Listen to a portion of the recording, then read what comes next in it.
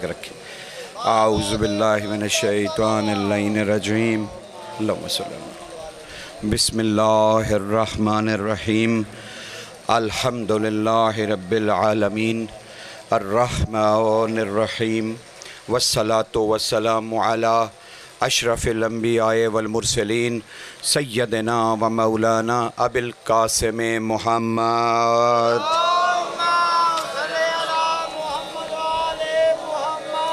والصلاة والسلام علی یعشوب الدین صاحب السیف ذو الفقار وقائد الغر المحجلین وراجع الحق وشارع الحق وحقیقت الحق وجسد الحق وروح الحق ومعنت الحق وراس الحق وجنب الحق وقلب الحق وصدر الحق وفکر الحق وعقل الحق امیر المؤمنین علی ابن ابی طالب علیہ السلام۔ والصلاة والسلام علی سیدۃ النساء العالمین بنت نبی الرحمت الرؤوف الرحیم الکریم۔ والصلاة والسلام علی جمیع الانبیاء والمرسلین واوصیاء الرسل۔ والصلاة والسلام علی کندیل التوحید حجج اللہ الی الخلق طیبین الطاہرین المعصومین۔ والصلاة والسلام علی منتقم آل اللہ بقیت اللہ القائم الحجت صاحب العصر والزمان المہدی۔ اللہم صلی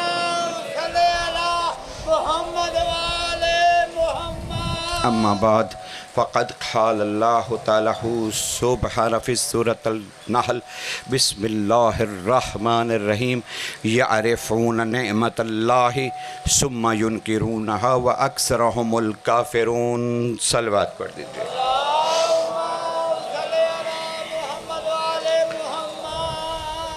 ہے مزاج کچھ عرض کروں، تپش میں آپ بیٹھے ہیں تو مزاج پوچھ لینا چاہیے کہ کیسا ہے۔ خدا آپ کو سلامت رکھے۔ موسم کی شدت میں بھی علی علی کرنے آئے ہو تو اسی لیے عرض کر رہا ہوں، ذرا غور سے سماعت فرمائیے گا۔ بہت پچھتائے گی وہ زبان اپنے رب کے سامنے جس سے زمین پر علی علی کرنے کی عادت نہیں۔ اللہ اللہ کیا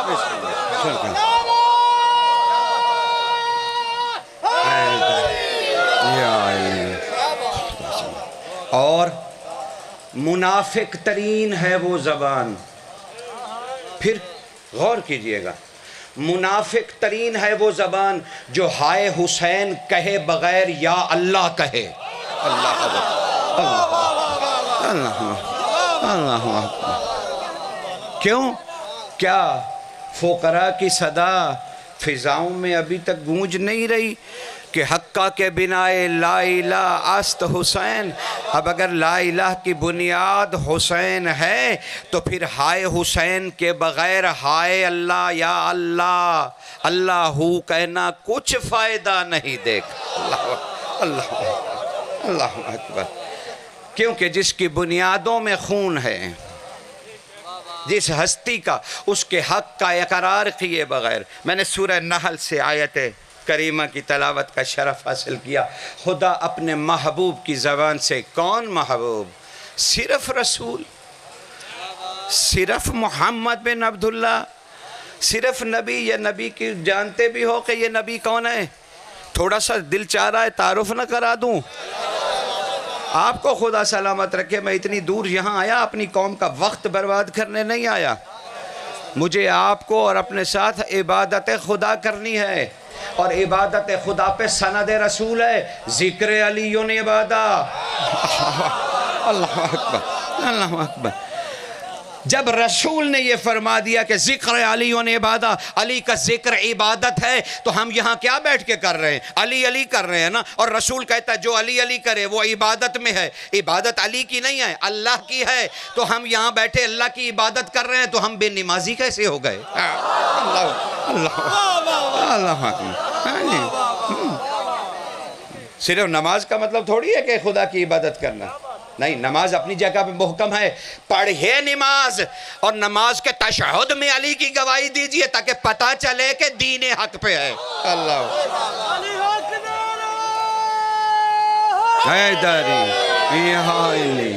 اس پہ گھبرانے کی ضرورت نہیں ہے کہ تقلید کیا کہتی ہے۔ بسم اللہ۔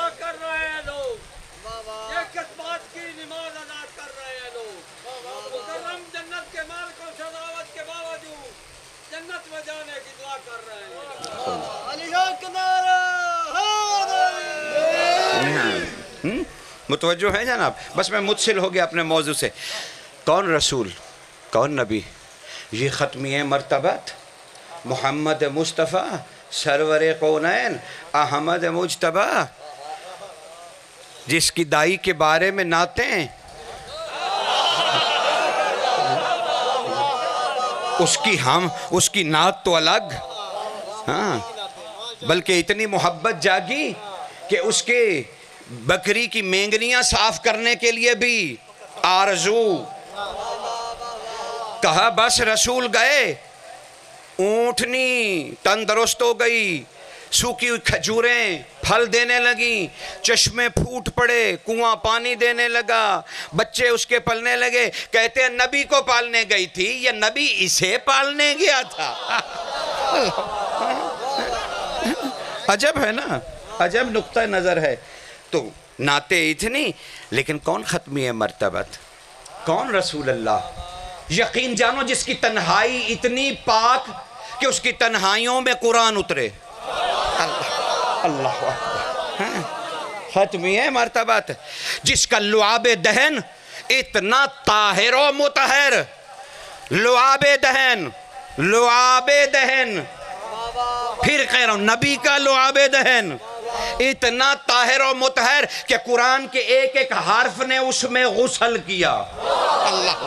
اللہ اکبر، ختمیہ مرتبت، تنہائیاں جس کی اتنی پاک، جو کائنات کا اتنا طاقتور ترین کہ اپنے نفس علی کو جنگیں لڑاتا ہے، جس کا نفس علی ہو، جو ایسا حسین و جمیل۔ آپ چاند اور سورج سے نبی کو مثالیں دیجئے، میں تو کبھی بھی نہیں دیتا، اس کی کچھ وجوہات ہیں۔ حضور نے ارشاد فرمایا مجھے اور میری آل کو کبھی بھی 3 چیزوں سے تشبیہ نہ دینا۔ الجواز سے اور آل عرفان سے حدیث لے رہا ہوں۔ عبداللہ بن مسعود رضی اللہ تعالیٰ عنہ راوی ہیں، وہ کہتے ہیں حضور نے ہم سے فرمایا کہ 3 چیزوں سے مجھے کبھی تشبیہ نہ دینا، نہ میری آل کو دینا۔ کون کون سی؟ حیوانات، نباتات، جمادات۔ نہ میں تم انسانوں جیسا، نہ میں جمادات جیسا، پتھر پہاڑ چاند سورج، نہ میں کوئی پھولوں جیسا کہ میری مثال گلاب کے پھول سے دی جائے، یہ تو میرا پسینہ ہے،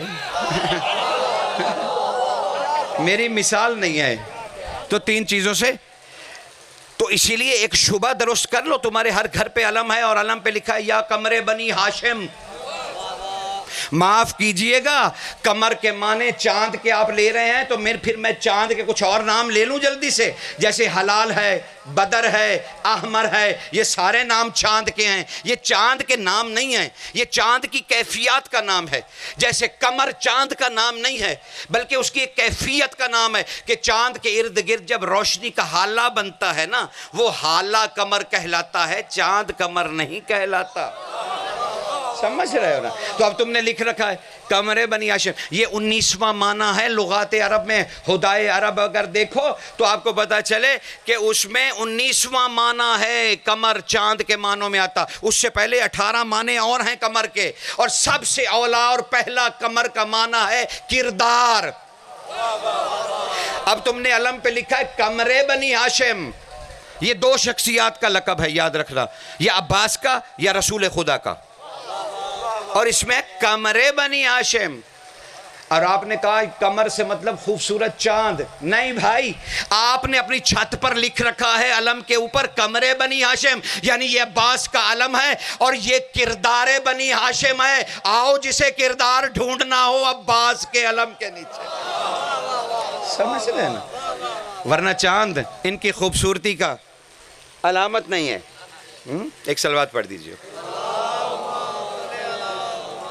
تو حضور کہہ رہے ہیں اے رسول، بس وہ بیٹھ گئے، وہ ذاکر ہیں مولا کے، جیسے میں آیا اور میں وہیں بیٹھ گیا، انہیں بھی چاہیے تھا وہیں بیٹھ جاتے۔ اللہم صلی اللہ۔ لوازمات یقین کیجئے، اگر آپ کو اخلاق اور ادب و احترام منبر سے نہیں ملتا تو پھر کہیں سے نہیں ملے گا۔ ہم یہاں علماء کی حیثیت، جس نے اس منبر پر بیٹھ کے اپنے آپ کو عالم کہا وہ اسی وقت ابلیس ہو گیا، وہ شیطان ہو گیا، کیونکہ ان کی بارگاہ میں علم کا دعویٰ صرف شیطان نے کیا تھا۔ یہاں سب مومن ہیں، بس آپ نے مجھے کہا کہ یہاں بیٹھ کے ذکر کر دو، بس یہ فضیلت ہے۔ لیکن جہاں میں بیٹھا ہوں نا، اس جگہ کو 10 دفعہ چھوڑ دوں آپ کی جگہ کے لیے۔ اللہ اکبر۔ ہاں، مومن افضل ہے، مومن افضل ہے، اور میں یقین جانی اپنے وقت کے اندر رہوں گا، مجھے عادت نہیں ہے فالتو بات کرنے، لیکن پہلے اپنا آپ تو سمجھیے کہ آپ کون ہیں، آپ کون ہیں، مومن کون ہے پہلے یہ جان لیجئے، تو پھر میں معصوم، پھر جسے مانتے ہو پھر اس کی تعریف کروں، پھر وہ نمک حلال کروں جو کھاتا ہوں۔ پہلے تو آپ سمجھیے نا کہ مومن، یقین جانیے جہاں آپ بیٹھے ہیں نا، میں جہاں بیٹھا ہوں یہاں پہ ایک ایک لفظ کا ذمہ دار ہوں، اور معصومین میری دائیں کلائی کو پکڑیں گے، کیا کہا، کہاں سے کہا، کیسے کہا، ہم نے کہا تھا، کیوں کہا، میں ایک ایک لفظ کا اپنے مولا کی عدالت میں ذمہ دار ہوں۔ لیکن جہاں آپ بیٹھے ہیں وہاں کوئی عدالت نہیں ہے، بس تم جو کچھ انہیں کہتے رہو وہ مسکرا کے دیکھتے رہتے۔ اللہ اکبر، سمجھ رہے ہیں؟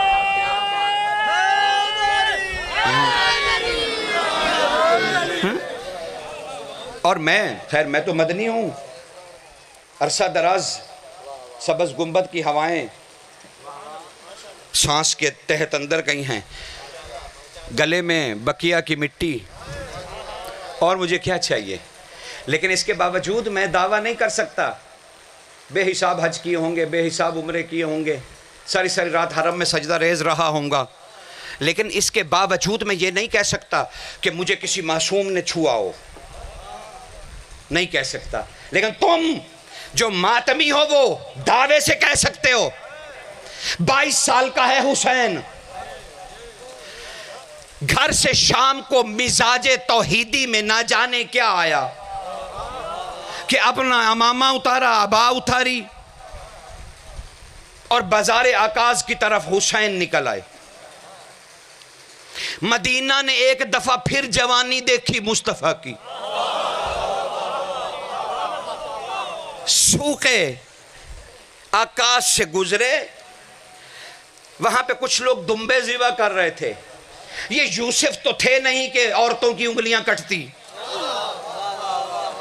تم نے حسن یوسف کی بڑی نعتیں کہیں، بڑے قصیدے پڑھے، مہربان، قرآن حکیم نے کہیں بھی حسن یوسف کی تعریف نہیں کی، قرآن نے صرف مصر کی عورتوں کی بات کی کہ جب یوسف گزرے تو عورتوں نے کہا یہ تو بڑا حسین ہے، یہ تو کوئی فرشتہ ہے، اور انگلیاں کاٹ بیٹھی۔ اللہ نے ان کی بات کی ہے، اللہ نے حسن یوسف کی بات پورے قرآن میں نہیں کی، اور اللہ کر بھی نہیں سکتا تھا کیونکہ یوسف سے پہلے محمد بنا چکا تھا۔ اللہ خدا سلام، سمجھ رہے کیسے بات کی جاتی، کیسے بات کی جاتی، مصطفیٰ بن جائے۔ اللہ اکبر، یا رسول اللہ، یا زندہ آباد، مردہ آباد، بیش، اللہم صلی اللہ۔ ختمی مرتبہ خلق کر چکے تھے، کیسے بنا دیتا کسی اور کے حسن کی تعریفیں. بلکہ سورہ دہر میں قرآن مجید کا اسلوب ہے، قرآن کا اسلوب ہے کہ جہاں جنت کا ذکر وہاں حور و غلامان کا ذکر لازمی آیا، ماں سوائے سورہ دہر کے، سورۃ الانسان کے، اس میں ذکر نہیں کیا. کیوں نہیں کیا؟ جنت کے انعامات کا ذکر کیا، لیکن پہلی دفعہ یہ واحد سورہ ہے جس میں حور کا ذکر نہیں کیا، کیونکہ وہاں بطول کی کنیز فضہ کا ذکر کر دیا تو حور کو ہٹا لیا.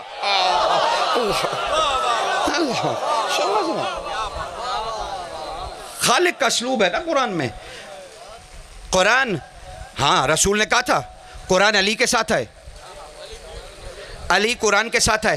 اب جنہوں نے قرآن حفظ کیا انہیں غور کرنا چاہیے کہ رسول نے کہا تھا العلی مع القرآن والقرآن مع علی، کہ علی قرآن کے ساتھ ہے، قرآن علی کے ساتھ ہے، حتیٰ کہ حوض کوثر آ جائے یہ جدا نہیں ہوں گے. تو آج اگر قرآن حفظ کیا تو یہ بھی دل میں فیصلہ کرو کہ یہ حلق میں کیوں ہے، دل میں کیوں نہیں اترا، کیونکہ تم نے علی کو چھوڑا قرآن کو لیا.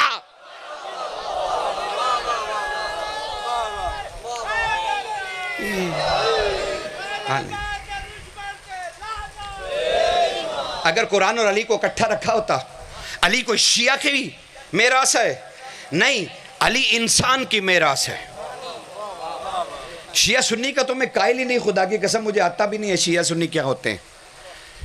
میں ان بھول بھلائیوں میں کبھی نہیں پڑھا شیعہ کون ہے، سنی کون ہے، دیوبندی کون ہیں اور فلانے کون ہیں. اور آئیے جی آئیے، ایک ہی بات ہو سکتی ہے نا، یا وہ آ جائیں یا میں پڑھوں. لیکن آپ اللہ سے ڈریے کہ آپ کے آنے پہ ذکر رک جائے. جہاں آئیں وہاں بیٹھ جائیں. آپ ذاکر ہیں تو کیا ہوا، میں عالم ہوں تو کیا ہوا، لیکن جو ذکر کر رہا ہے اس کے ذکر کو آپ نے روکا. وہ ذکر خدا کا ذکر ہے، وہ ذکر رسول کا ذکر ہے. تمیز ادب و احترام مجالس پیدا کیجئے. آپ خود تو کہتے ہیں کہ ہمارے ساتھ آل محمد بیٹھے ہیں، آل محمد وہ ذکر سننے آئے ہیں، تو آپ نے آ کے قطع کر دیا وہ بڑے ہیں یا آپ. تہذیب مجالس مومن کو بھی ہونی چاہیے، ذاکر کو بھی ہونی چاہیے، عالم کو بھی ہونی چاہیے. لیکن آگے بڑھ جائیے. اب وہ دیکھیں میں کیا کہہ رہا تھا، میں سوچ کے تو آیا نہیں کہ مجھے آپ سے کیا کہنا.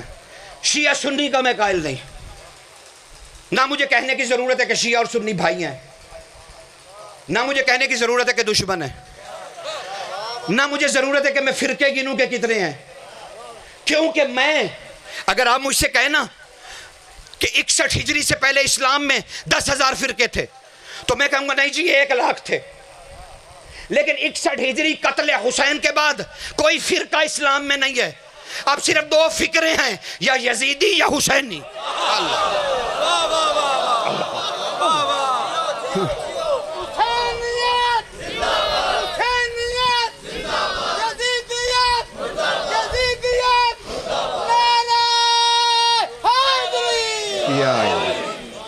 اب 2 فکریں ہیں. کم از کم منافق نہ بنیے، یا یزیدی ہو جائیے یا حسینی. منافق تو نہ کہلائیے نا. اب وہ قرآن کہہ رہا ہے اے میرے نبی، وہ حسین کی بات بتا رہا تھا کہ تم مومن کتنے پاک ہو. کوئی زہد و تقویٰ پہ یہ نہیں کہہ سکتا کہ مجھے معصوم نے چھوا. ماتمی کہہ سکتا ہے. کیوں؟ آکاز میں آئے وہ کٹ گئے ہاتھ دمبا ذبح کرنے والے قصابوں کے. بغوی کہتے ہیں، بغوی عربی، وہ کہتے ہیں کہ میں پیچھے بھاگ کر گیا. میں نے کہا یا ابن الرسول، آپ کی زیارت کرتے کرتے لوگوں کے ہاتھ کٹ گئے. کہ 22 سال کے حسین نوجوان تھے. مظلوم کے علاوہ 63 سال حسین کی زندگی ہے، یا 56.5 سال. عربی کہتے ہیں 63، ایرانی کہتے ہیں 56، حجاز عرب اور لبنانی کہتے ہیں 57.5. آپ کو کیا تحقیقی مقالے سناؤں، لیکن 57.5 پہ ہمارے لکھنؤ والوں نے کہا تو ہم اسی پہ کاربند ہو گئے، کیونکہ ہم اپنی عزاداری میں لکھنؤ کے تحت رہے، اور اسی لیے ہم نے کہا کہ 57.5 سال 57.5 سال کی حیات مبارکہ 57.5 سال کی حیات مبارکہ ہے حسین کی. آپ کے پاس حسین کتنا ہے؟ یا نانا کے ساتھ اس کی 11 ہجری تک زندگی ہے، یا پھر آگے جب وہ امام بنے تب زندگی ہے، یا پھر مکہ آئے تب زندگی ہے، یا کربلا میں آئے تب زندگی ہے. تو یہ کتنی بن جائے گی؟ 10 سال، 20 سال، چلیے 25 سال. باقی 30 سال کا حسین کدھر ہے؟ وہ کون دے گا؟ وہ قوم کو کون دے گا؟ اچھا 28 رجب کو حسین نکلے اور 28 رجب کو آ کے مکہ میں قیام کیا، اور 28 یعنی 3 اور 4 کی درمیانی شب حسین مکہ میں پہنچے، اور پھر 8 ذی الحج کو نکلے کربلا کے لیے. یہ 4 مہینے 8-10 دن کا جو فاصلہ ہے، یہی بتا دیجئے جناب کہ یہ 4 مہینے مکہ میں کربلا سے پہلے حسین کیا کرتے رہے اور کیا کہتے رہے؟ بس صرف وہ چھری چلانا بتانا ہے، وہ بھی اپنی جگہ واجب ہے، وہ واجب ہے. وہ خنجر چلنا بتانا واجب ہے. میں تو ذاکرین کے جوتے اٹھانے کے بھی لائق نہیں. یقین جانیے وہ ذاکر حسین ہے، معمولی عہدہ ہے. وہ اپنے عہدے کو نہیں سمجھتے تو ان کی مرضی ہے، لیکن میں تو ان کے جوتے اٹھانے کے بھی لائق نہیں. وہ چھوٹا ہو بڑا ہو نامور ہو یہ ہو وہ ہو، مجھے اس سے کوئی غرض نہیں. ذاکر حسین ہے، بات ختم ہوئی. اب وہ حسین واپس لوٹے، کہنے لگے بھووی کیا ہوا؟ کہا مولا ہاتھ کٹ گئے. وہ واپس پلٹے اور لوگوں سے کہنے لگے بھائی جس کا ہاتھ کٹا ہے میرے پاس لے آؤ. کہا مولا کوئی بات نہیں، آپ کی زیارت میں کٹ گئے، مودت میں ٹھیک ہو جائے گا. کہا لاؤ. جس کے ہاتھ، ابن خلقان جیسے متعصب نے لکھا یہ واقعہ، اس نے کہا حسین نے 5 لوگ آگے آئے، حسین نے ان کے ہاتھ لیے اور بازو کے ساتھ لگائے اور اپنا ہاتھ پھیرا. وہ ہاتھ جڑ گئے، لیکن حسین تمہارے لیے ایک جملہ چھوڑ گئے. حسین بادشاہ نے بلند آواز سے کہا کہ میں حسین ہوں، میری محبت میں جس کو بھی زخم آیا وہ خود ٹھیک نہیں ہوتا، معجزے سے ٹھیک نہیں ہوتا، میں آ کے اسے چھوتا ہوں.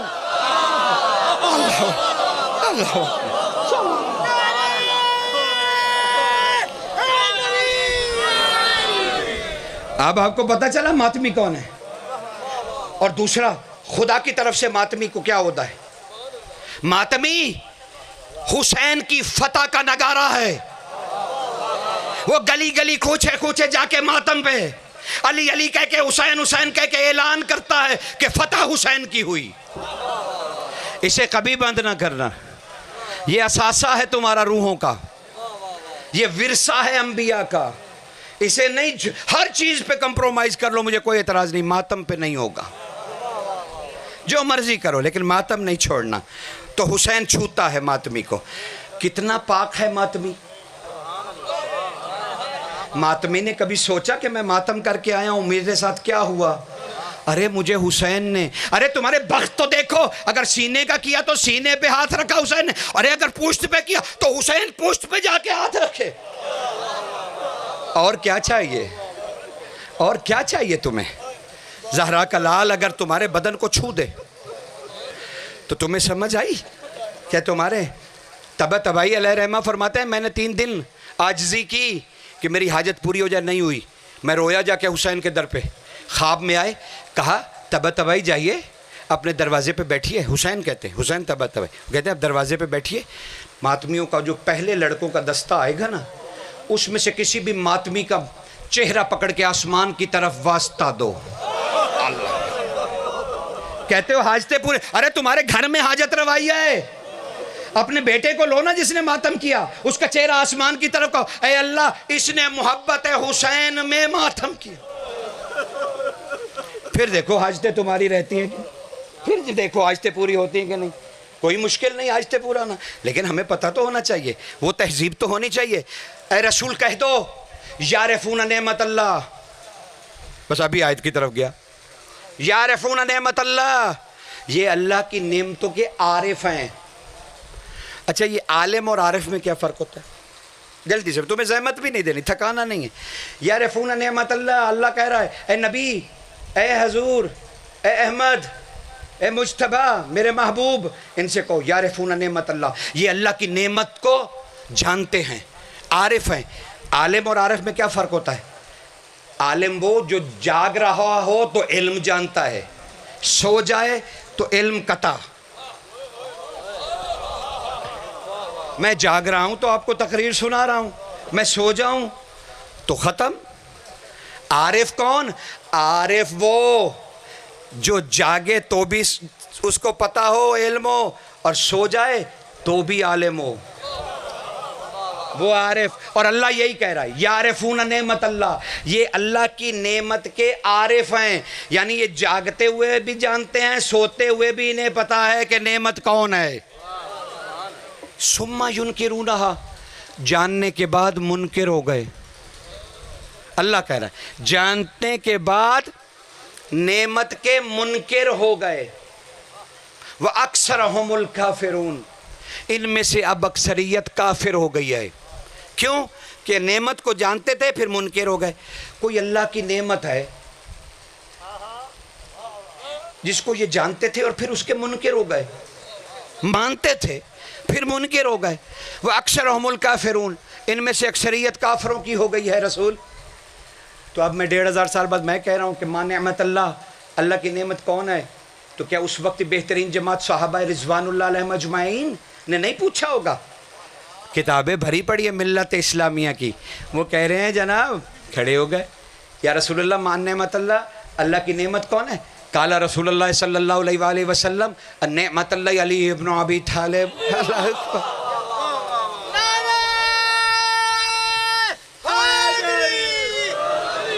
یہی نعمت میسم نے، یہی آیت میسم نے بھی پڑھی تھی دربار میں، مصائب نہیں پڑھ رہا، بس ایک لمحے کے لیے سنو کہ عشق کیا ہوتا ہے، عشق کیا ہے، پھر نعمت اللہ پہ بات کروں تمہارے ساتھ۔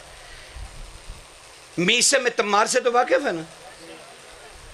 اچھا وہ جو، چلو اب میسم کے معنی کیا عرض کروں کہ میسم کے معنی کیا ہوتے ہیں یہ، لیکن رسول کو یہ بہت پیارے ہیں۔ رسول نے اپنے پیسے دیے تھے علی کو کہ نہروان میں تمہیں 2 غلام، ایک ہاشمی خاتون کے غلام ملیں گے، انہیں میرے پیسوں سے خریدنا۔ ہاں ان کے والد اور یہ دونوں خریدے گئے، علی نے خریدے رسول کے پیسوں سے، اتنے مقدس ہیں یہ۔ انہیں ابن زیاد نے حکم دیا کہ ان کے ہاتھ کاٹ دو اور ٹکڑے ٹکڑے کرتے جاؤ بدن میں، جب تک یہ علی علی کرنا نہ چھوڑے، اسے کاٹتے رہو۔ اور وہ جو جلاد ہے وہ اس نے انگلیاں کاٹ دیں، میسم تمار کی۔ ابن زیاد کا دربار ہے اور وہ انگلیاں کاٹ دیں۔ میسم نے جلدی سے دوسرے ہاتھ سے اپنی انگلیاں اٹھائیں اور انہیں چوم کے آنکھوں سے لگانے لگے۔ اس نے کہا تو پاگل ہو گیا تکلیف سے یا ہمارے بادشاہ کے غصے سے؟ تیری عقل چلی گئی ہے، تیری انگلیاں کاٹی اور تو بجائے درد کے تو اپنی انگلیاں اٹھا کے چوم رہا ہے۔ تو جانتے میسم نے کیا تھا؟ عشق علی کیا ہے؟ میسم نے آگے سے چلا کر کہا تمہیں کیا پتا عشق کیا ہے؟ میں تو اپنی انگلیاں اس لیے چوم رہا ہوں کہ مجھ سے پہلے علی پر قربان ہو گئیں۔ اللہ اکبر۔ سمجھ رہے ہیں نا؟ یہ ہے عشق علی۔ یہ حجروں میں بیٹھ کے نہیں ملتا، پھانسیوں پہ ملتا ہے، پھانسیوں پہ، انگلیاں کٹوانے پہ ملتا ہے۔ یہ حجروں میں نہیں ہوتا، یہ وہاں سے نہیں نکلتا، یہ میدانوں سے نکلتا ہے، یہ جنگلوں سے نکلتا ہے، جنگلوں سے نکلتا ہے، اور وہاں سے علی ملتا ہے۔ نعمت اللہ کو جانتے ہیں، لیکن آپ نے کبھی اس نعمت اللہ کو کربلا میں دیکھا؟ رسول نے کہا میرے معصومین، میرے وسیع اللہ کی نعمتیں ہیں، تو کربلا میں کبھی سوچا کہ کربلا ہے کیا؟ کربلا کس کی جنگ ہے؟ آپ کہیں گے ایک یزید تھا ایک حسین تھا، نہیں جناب، آپ کو غلط فہمی ہو رہی ہے۔ آپ کربلا کو سمجھتے نہیں جسے آپ عاشورہ کہتے ہو، آنے والا ہے نا۔ اگر میں آپ سے سوال کر لوں، صرف آپ کا حق تھوڑی ہے سوال کرنا، میں بھی تو ممبر سے سوال کر سکتا ہوں نا اپنی قوم سے۔ میں آپ سے پوچھوں کہ کیا معنی ہے عاشورہ کا؟ 10واں دن، محرم کا 10واں دن، حسین بادشاہ کی قربانی کا دن۔ ارے حسین اتنے معنی، عام قسم کے معنی اپنے ساتھ نہیں رکھتا۔ حسین کی ہر شے کا معنی توحیدی ہے، وہ آسمان سے اترا ہے لفظ عاشورہ۔ بھائی دیکھو ایک خانہ کعبہ ہے، خانہ کعبہ کے اوپر یہ کس کی نقل ہے؟ یہ خانہ کعبہ اصل نہیں ہے، خانہ کعبہ نقل ہے بیت معمور کی، جو آسمانوں پہ قبلہ ہے ملائکہ کا۔ قرآن نے اس کی قسم کھائی، والبیت المعمور، مجھے جیتے جاگتے آباد گھر کی قسم۔ تو کوئی بیت معمور ہے، اس بیت معمور کی نقل ہے خانہ کعبہ، خانہ کعبہ نقل ہے بیت معمور کی، یعنی بیت معمور سے کچھ چیز گرائیں تو خانہ کعبہ کی چھت پر وسط میں گرے۔ اور بیت معمور کس کی نقل ہے؟ عرش کی، عرش کی، یعنی کعبہ تیسری قسم کی نقل ہے۔ عرش کی نقل ہے بیت معمور، بیت معمور کی نقل ہے کعبہ۔ اور عرش کے اوپر جس کی عرش نقل ہے اس جگہ کو کہتے ہیں عاش، یہ چوتھی جگہ ہے عاش۔ عاش کے اوپر اللہ کے نام ظاہر ہوتے ہیں اور پھر رسول پر اترتے ہیں، سمجھ رہے ہو نا؟ یعنی عاش، اس کے بعد عرش، عرش کے بعد پھر بیت معمور، بیت معمور کے بعد کعبہ۔ تو عاش جہاں پر اللہ کے اسماء اترتے ہیں اور تجلی دیتے ہیں، لفظ اللہ، لفظ رحیم، اسم کریم، یہ سارے وہاں اترے عاش پر۔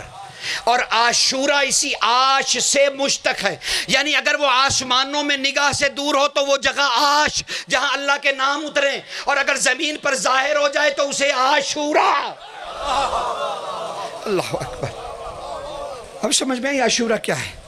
یعنی حسین وہ نبی کا نفس کہ اگر زمین پر کھڑا ہو جائے تو عاش کو زمین پر لا کر عاشورہ کرے اور اللہ کی تجلیاں ظاہر کریں۔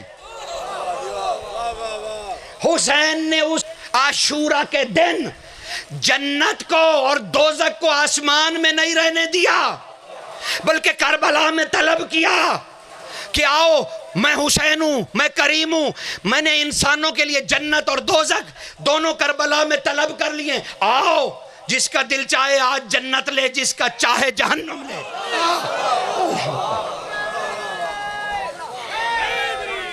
کوئی نہیں، شکریہ۔ سمجھ رہے ہو نا؟ عاشورہ یہ اتنا آسان نہیں ہے کہ مصائب پڑھ کے جان چھڑا لی جائے، اسے سمجھنا ہوگا قوم کو کہ یہ کربلا کیا ہے۔ کربلا میں دو فریق نہیں ہیں، معاف کیجئے گا، نعمت اللہ ذہن میں رہے، دو فریق نہیں ہیں کہ یزید اور حسین، ابن سعد اور حسین، ابن زیاد اور حسین، شمر اور حسین، نہیں، تین فریق ہیں، اور تینوں کو دیکھنا ہوگا اس جنگ کی نظر سے۔ تین فریق کون سے ہیں؟ ایک حسین ہے، ایک یزید ہے، اور ایک اللہ ہے، کیونکہ اس جنگ کا نتیجہ براہ راست تعلق رکھتا ہے اللہ سے۔ جو بھی فیصلہ ہو وہ اللہ سے منسوب ہوگا۔ کیوں؟ اور یہاں اس امتحان میں سب سے زیادہ عبدیت نے امتحان لیا اللہ کا۔ تم کہتے ہو اللہ نے امتحان لیا حسین کا، کاہے کا امتحان حسین کا؟ حسین حجت ہے، حسین حجت ہے، اللہ کا نمائندہ ہے، توحید کا تنہا وارث۔ کیا اس کی زیارت میں نہیں السلام علیکہ یا آسا اللہ، اے اللہ کی لاٹھی تجھ پر سلام؟ تو اللہ کی لاٹھی، لاٹھی کیا ہوتی ہے آپ سے زیادہ کون جانے گا؟ لاٹھی جس پر سہارا لیا جائے۔ تو کربلا میں حسین وہ جس پہ سہارے قدرت کھڑی تھی۔ سمجھ لو میرے بچوں،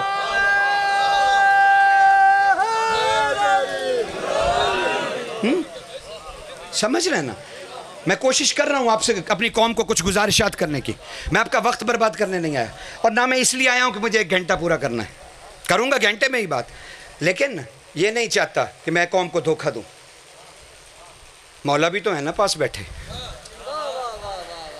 سچی بات کرنی چاہیے۔ 3 فریق ہیں، عبدیت امتحان نہیں لے رہی، عبدیت تقاضے کر رہی ہے اللہ سے۔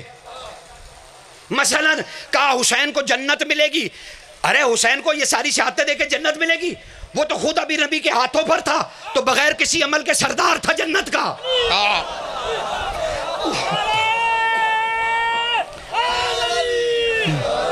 سمجھ رہے ہو نا؟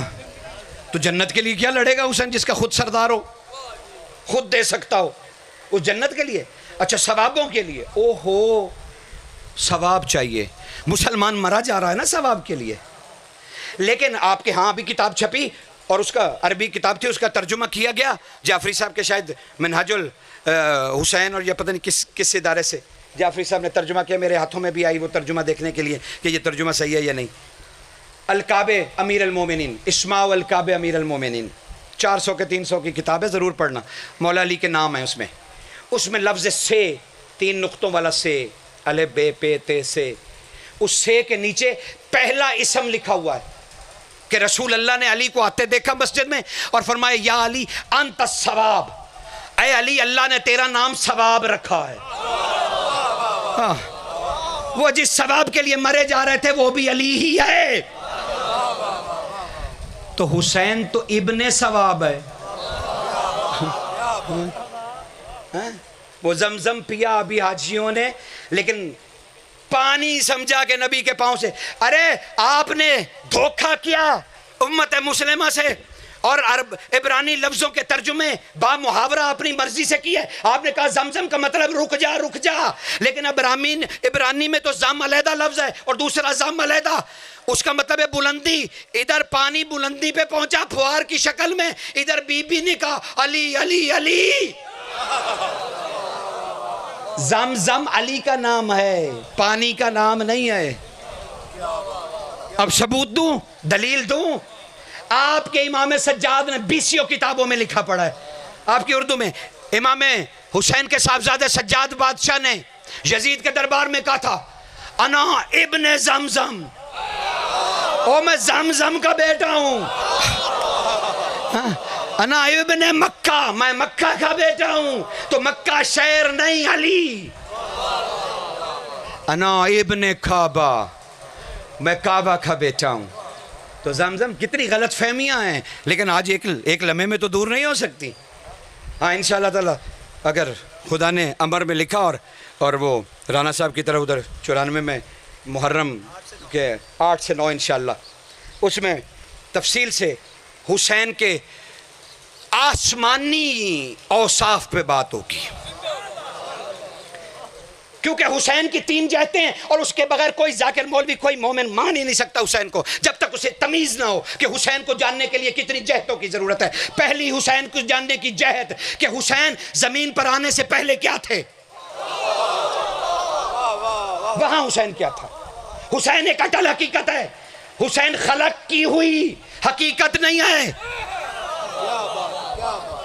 مثلا اب مجھے پھر سمجھانا پڑا, اپنے بچوں کو میں کیا کروں, میں سمیٹنے کی کوشش کر رہا ہوں, بات بڑھ رہی ہے, لیکن یقین کیجئے وقت میں عرض کروں کیا تاریخ خدا میں, اللہ کی تاریخ میں کیا یہ ممکن ہے, کیا یہ ممکن ہے تاریخ خدا میں کہ ہم یہ سوچیں کہ یہ اللہ جب کوئی بھی نہیں تھا تو معبود نہیں تھا, کیونکہ کوئی سجدہ کرنے والا ہی نہیں تھا, اکیلا تھا, نہ حضور تھے, نہ حضور کی آل تھی, نہ نبی تھے, کچھ بھی نہیں تھا, نہ ملائکہ تھے, کچھ بھی نہیں تھا.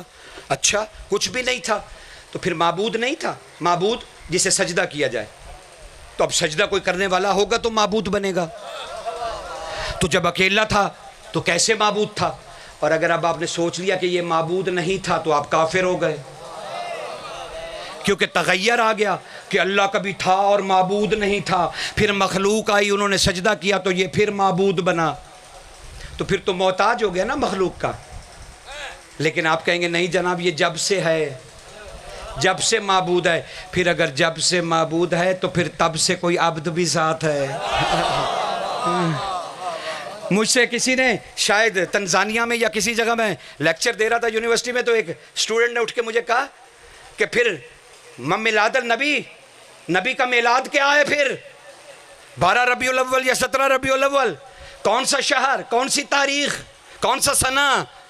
تو میں نے اسے مسکرا کے جواب دیا، اور آج پتہ نہیں کیوں یاد آ گیا اتنے برسوں کے بعد، میں نے اسے عرض کیا کہ بیٹا تم صحیح کہہ رہے ہو کہ من میلاد النبی، نبی کا میلاد کون سا ہے؟ تو میں نے کہا جب سے اللہ ہے تب سے نبی اس کے ساتھ عبد ہے، تو اب نہ اللہ کا پتہ چلے نہ میلاد کا، تو پھر میلاد کیا ہوگا؟ یہی بات ابو ذر نے امیر المومنین سے پوچھی تھی، مولائی من میلاد النبی، نبی کا میلاد، تو علی نے اپنے سینے پہ ہاتھ مار کے کہا تھا انا میلاد النبی، میں ہوں نبی کا میلاد، کیونکہ صرف میں ہی جانتا ہوں کہ کب آیا۔ اللہ تو شوق سے ملا یہ میلاد النبی، وہ در حقیقت آپ علی علی کر رہے ہیں کیونکہ علی ہی جانتے۔ تو 3 جہتیں ہیں حسین کو جاننے کے لیے، ایک کہ حسین آنے سے پہلے کیا تھے، دوسرا حسین جب زمین پر آئے تو کیا ہیں، اور اب جب زمین سے چلے گئے ہیں تو اب حسین کیا ہے۔ جب تک یہی نہ پتا ہو تو کیا پتا چلے؟ حسین کی بس مظلومیت، حسین کی مظلومیت انسان کی نجات ہے۔ تو اب وہ 3 فریق ہیں، مجھ سے لوں کہ آپ تک پیغام پہنچ جائے، اللہ، یزید، حسین۔ اب ابدیت امتحان نہیں، تقاضا کر رہی ہے مالک سے کہ تو آج فیصلہ کر۔ حسین امتحان نہیں دے رہے، حسین اپنا وعدہ نبھا رہے ہیں، اور جو وعدہ ہوتا ہے وہ امتحان نہیں ہوتا۔ جو رسول نے اللہ سے وعدہ کیا تھا کہ تو اللہ ہے اور ہم منوائیں گے، حسین کربلا میں وہ وعدہ پورا کر رہا ہے کہ تو اللہ ہے اور میں منواؤں گا، ہے نا، تو اللہ ہے میں منواؤں گا۔ اب وہ کیسے منوا رہا ہے؟ اب تقاضا کر رہا ہے حسین، مولا مجھ حسین کا تقاضا ہے تجھ سے۔ کیا تقاضا ہے؟ کبھی غور کرنا، کیا تقاضا ہے؟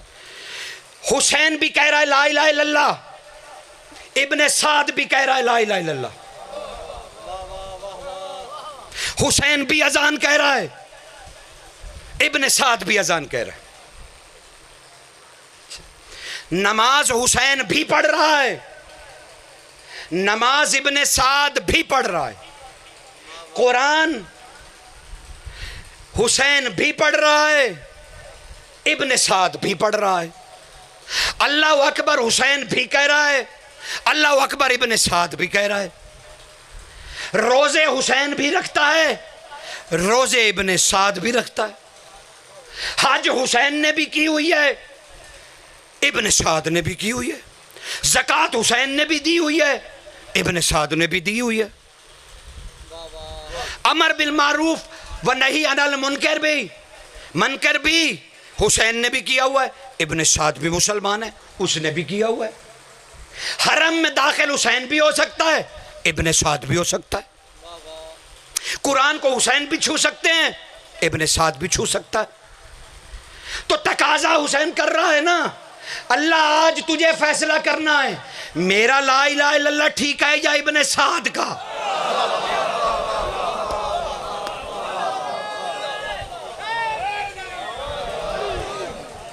کس کا لا الہ ٹھیک ہے؟ میری نماز ٹھیک ہے یا ابن سعد کی ٹھیک ہے؟ یہ آج بھی اصول لاگو ہے، آج بھی دیکھنا ہوگا حسین کس آذان کے ساتھ ہے، آج بھی دیکھنا ہوگا کون سی نماز حسین کے بغیر ہے، کون سی نماز حسین کے ساتھ ہے۔ حسین کر رہا ہے سارا کچھ، وہ بھی کر رہے ہیں، آج اللہ کو فیصلہ کرنا ہے کہ میں کون سا لا الہ الا اللہ ہوں، ابن سعد والا یا حسین والا۔ اب کچھ بھی شیعہ سنی ہونے کی ضرورت نہیں ہے، اپنے دل پہ ہاتھ رکھو، اگر تو وہ کہے کہ حسین پر درود تو اللہ کا کلمہ حسین کے ساتھ، اگر دل کہے یزید تو پھر تمہارا کلمہ یزید کے ساتھ، لیکن پھر اللہ عادل ہونا ختم ہو جائے گا، حق کو حق کہنا، باطل کو باطل کہنا۔ یہی انسان کی فکر ہے، یہی دلیل حکمت ہے، یہی دلیل حکمت ہے۔ قرآن میں کیا کروں، تضاد اتنا ہے عقیدوں میں، کیا کیا جائے؟ اچھا مجھے ایک بات بتاؤ، برا نہیں ماننا، لیکن کیونکہ میں اپنی قوم کے ریپریزنٹ کر رہا ہوں اور مولوی ہوں نہیں، بیسیکلی تو میں انجینئر، اور جب درس خارج پہ مولا نے فائز کیا تو شکر ہے ان کا، مدرسوں کے پیسے سے نہیں، اپنی تنخواہ سے۔ انجینئر بھی تھا، پڑھ بھی رہا تھا، نوکری بھی کر رہا تھا بڑی اچھی، پیسوں کے لیے تھوڑی ممبر پہ آیا، معاف کیجئے گا، لیکن اور ذمہ دار بھی آپ کے قریب کا ہوں، کمالیہ کا کھرل ہوں،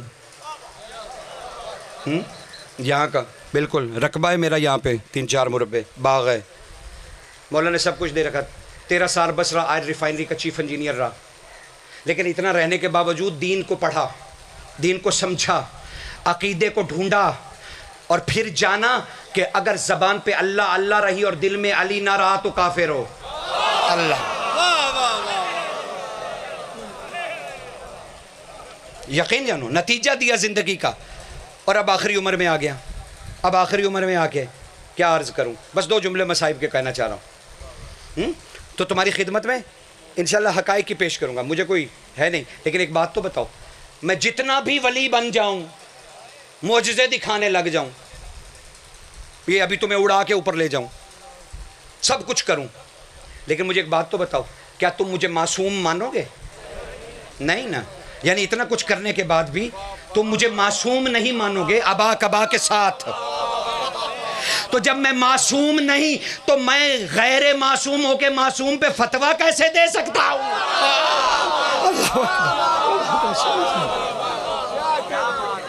ممکن نہیں ہے سرکار، ممکن نہیں ہے، اور عقیدوں کا تضاد تمہیں لے بیٹھا، جب سے علی کو تنازع بنایا تمہیں لے بیٹھا، علی تنازع ہو گئے تو تم شیعہ بھی رہے، کمال ہے، واہ بڑے آپ عالم ہیں، واہ جی واہ، قربان جاؤں، علی کے بغیر شیعہ نہیں، ہر سنی شیعہ ہے، کیا وہ علی کو مولا نہیں مانتا؟ آپ کی بھول ہے نہیں مانتا۔ ابھی بچوں نے بہت مجھے وہ میسج کیے کہ طارق جمیل صاحب نے کہہ دیا علی کو حضرت نہ کہو مولا کہو، ہمیں تو پہلے دن سے پتا تھا، آپ کو 1500 سال لگ گئے۔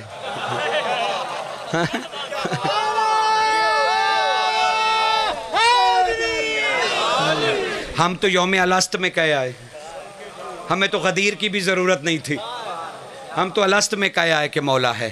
عقیدے کہنے لگے باطل ہو جاتی ہیں عبادتیں، عبادتیں باطل ہو جائیں، مجھے کوئی اعتراض نہیں، یقین جانی میں آپ کو قائل نہیں کرنے آیا، علی پر قائل کرنا ممکن ہی نہیں، کیونکہ علی اصول دین ہے اور اصول دین میں تقلید حرام ہے۔ اللہ اکبر، تو میں آپ کو تھوڑی کہوں گا جو چیز میں جانتا ہوں کہ تقلید حرام ہے، آپ کو تھوڑی کہوں گا کہ آپ تشہد میں علی ولی اللہ پڑھیں، نہیں، میرا تو وہ مقصد ہی نہیں ہے، مجھے کیا ضرورت ہے جہنم کا ایندھن کم کرنے کی،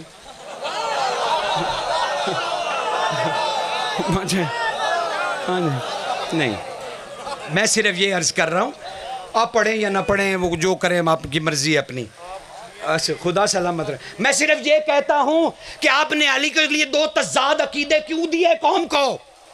آپ نے کہا کہ علی ناطق قرآن اور چھپا ہوا قرآن سامت، سفین میں قرآن نیزے پہ رکھ کے لائے شامی، علی نے دیکھ کے کہا وہ قرآن نہیں ہے جو نیزے پہ ہے، میں قرآن ہوں، یعنی علی نے فلسفہ دیا کہ میرے مقابلے میں اگر تمہارے سامنے کوئی قرآن کہے تو کہو یہ قرآن نہیں علی قرآن ہے۔ سفین میں ہوا، میں کوئی تاریخ تھوڑی چھپا رہا ہوں، اب وہ سفین میں ہوا ایسا، اب وہ وہاں ہوا کیا، علی نے مڑ کے کہا میں قرآن ہوں، اور آپ نے کہا علی ناطق قرآن ہے۔ اچھا، تو آپ نے یہ نہیں کہا کہ نماز میں قرآن کے علاوہ کچھ نہیں پڑھتے؟ تو جب قرآن کے علاوہ کچھ نہیں پڑھتے تو میں نے اگر علی کی گواہی دی تو قرآن ہی پڑھا نا، میں نے کون سا غیر اللہ کا ذکر کیا؟ میں نے تو غیر اللہ کا ذکر نہیں کیا۔ ارے وہ چلو میرا ہاتھ میرے آگے آ گیا اور وہ مجھے اپنی انگشتری نظر آ گئی، سب نے پہن رکھی ماشاءاللہ، یہ سب نظر آ رہے ہیں، بس اختتامی کلمات، فوراً کھڑا ہو جاؤں گا تاکہ آنے والے بچوں کو موقع مل سکے مولا کی نوکری کرنے کا، خدا ان کی قبول کرے اور ان کے نالینوں کے صدقے میری قبول بھی کر لیں گے مولا. لیکن میں آپ کے خدمت میں صرف اتنا عرض کروں, یہ کیوں پہنتے ہو یمنی عقیقے سرخ؟ یہ آپ نے اپنے پیش نماز صاحب سے ضرور پوچھنا ہے. میرے محترم ہیں, میرے قبلہ و کعبہ ہیں. میں خود بہت سارے علماء کے پیچھے نماز پڑھتا ہوں, پڑھاتا بھی ہوں, پڑھتا بھی ہوں.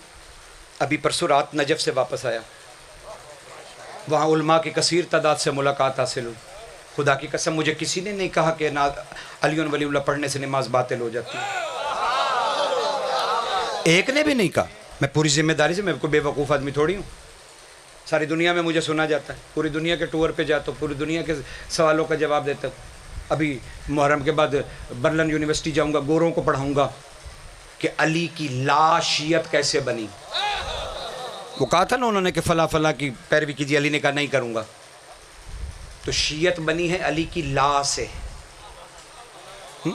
کبھی اس فلسفے پہ بات کریں گے. ابھی تو صرف بیٹا اتنا سنو, اتنی عرض سنو کہ یمنی حقیق اس لیے پہنتے ہیں کہ اللہ نے جب, بہار الانوار کی حدیث ہے, اللہ نے جب ولایت علی کو جمادات پہ پیش کیا, پہاڑوں پہ, ان چیزوں پہ, چاند تارے ستارے, تو سب سے پہلے پتھروں میں سے جس پتھر نے علی ولی اللہ پکارا, اللہ نے اسے یمنی سرخ حقیق بنا دیا.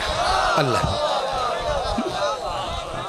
ہر کسی سے پوچھ لینا, ہاں کوئی میں انکشاف نہیں کر رہا. پوچھا مولانا وہ تو ٹھیک ہے لیکن یہ انگلی میں کیوں پہنے؟ کہا اللہ کے رسول اور معصومین نے حکم دیا ہے, کیونکہ اس پتھر نے ولایت کی گواہی دی ہے. تم اسے انگلی میں پہنو اور پہن کر نماز پڑھو تو تمہاری ایک رکعت نماز 70 یا 100 رکعت کے برابر ہو جائے گی. یعنی نماز پڑھو گے تو ایک رکعت 70 یا 100 رکعت کے برابر ہو جائے گی. اچھا مولانا اسی لیے پہنتے؟ ہاں دیکھو میں نے بھی پہنی ہوئی تاکہ ایک رکعت 70. کمال تو یہ ہو گیا جس پتھر نے علی ولی اللہ کی گواہی دی, میں وہ نماز میں پہنوں تو میری ایک رکعت 70 رکعت کے برابر ہو جائے, اور میں علی ولی اللہ کہوں تو باطل ہو جائے.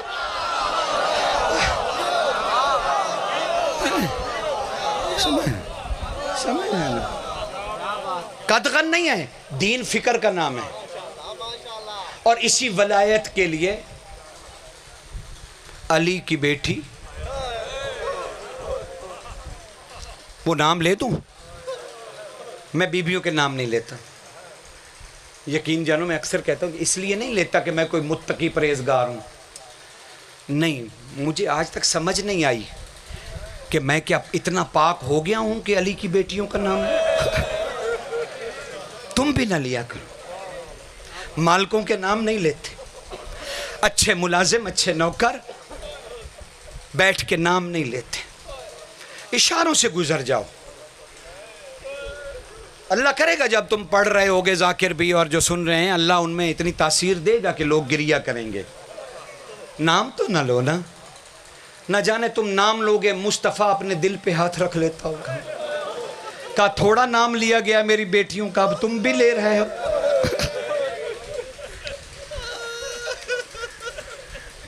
نام لینے میں ایک تکلیف چھپی ہوئی ہے اہل بیت کی. سنت پہ بھی چلا کرو, مصائب بھی پڑھو, فضائل بھی پڑھو, لیکن مولا کی سنت نہ چھوڑو. کیا ہوا, دمشق کے 3 دن سے دروازے بند ہیں اور دروازوں پہ محمد کی بیٹیاں چپ کر کے بیٹھی.